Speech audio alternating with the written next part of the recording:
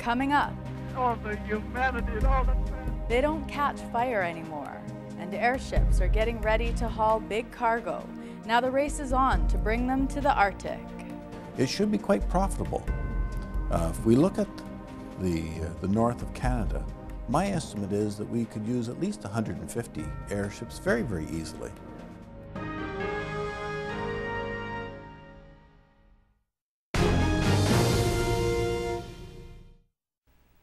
It might be a revolutionary way to fly, but it's also probably the slowest in common commercial use. Now it looks like northern Canada could see the first serious use of airships for cargo. It's an industry looking for its first big break. Lee Selleck reports.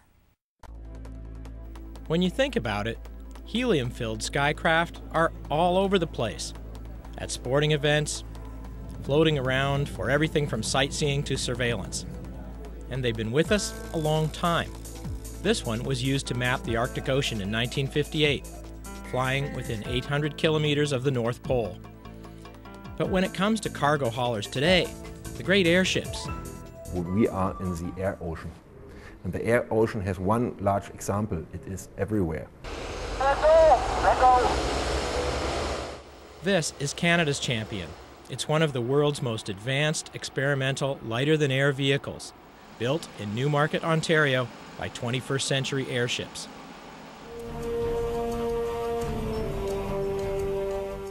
And this is the big American contender from Lockheed Martin's Skunk Works design team in California. Part hovercraft, part plane, and part dirigible. They call it a hybrid air vehicle. It's about 60 meters long and could likely carry a 3 to 5 ton load. But Lockheed envisions supersized versions, 5 times this size, with a payload of 500 tons or more. Think 10 American tanks, and operating costs in pennies per ton instead of dollars. Skunk Works is pretty secretive about their project. They've never shown this video publicly, but it miraculously turned up on YouTube recently anyway.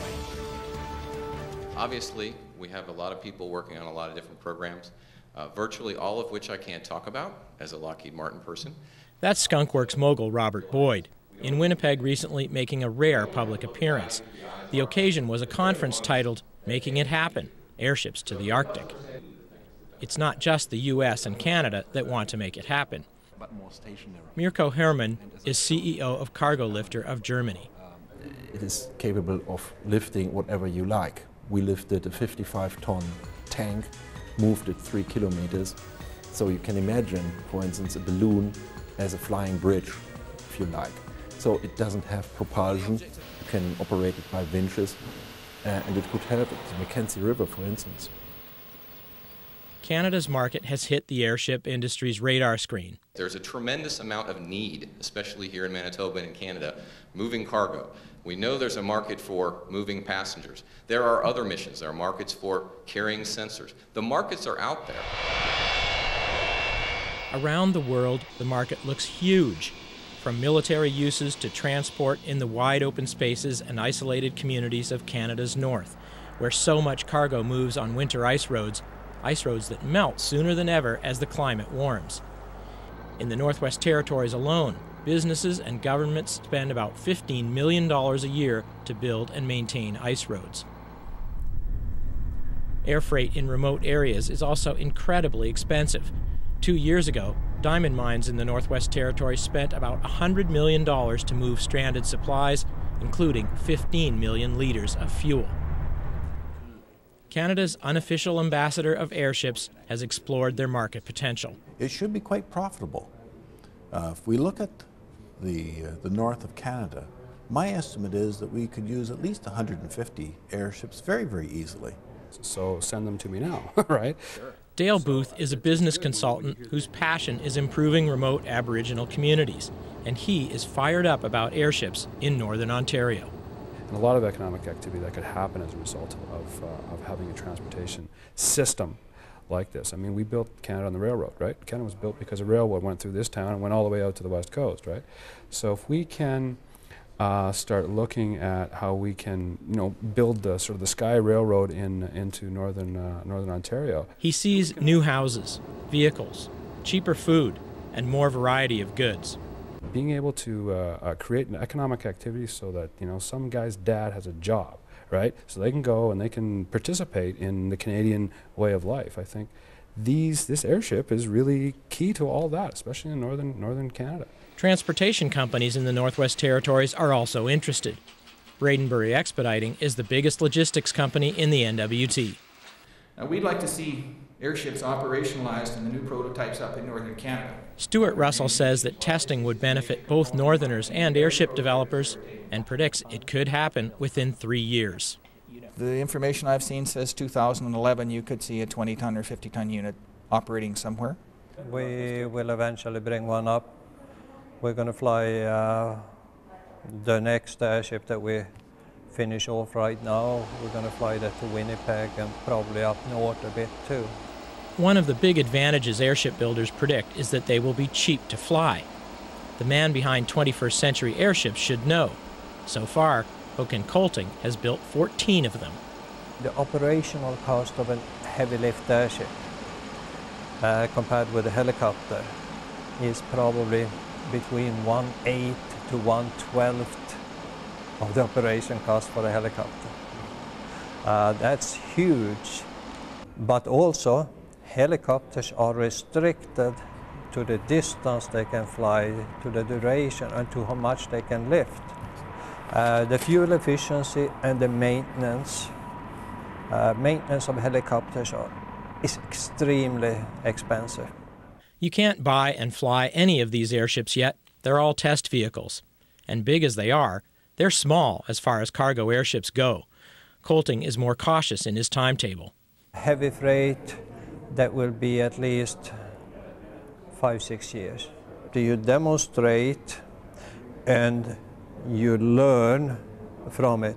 Because you cannot build a 40-ton airship right off. That would be a disaster, because there will be things that you haven't thought of. Colting believes in taking small steps because he's seen what overreaching can do. It's money. For example, we have, during the time that we have been in operation, since '88, there have been a number of companies that have started with airships. They have been very well funded, and they have gone bankrupt. I can mention at least 4 companies that have gone bankrupt. We have been profitable since '96. So why is it so hard to raise money to develop airships? I think people conjure up still images of the Hindenburg. But flammable hydrogen hasn't been used in airships for 70 years. And I can tell you, please forget this picture. Mirko Herman would like people to forget the sight of cash burning too, and much more recently. That's the story of CargoLifter of Germany.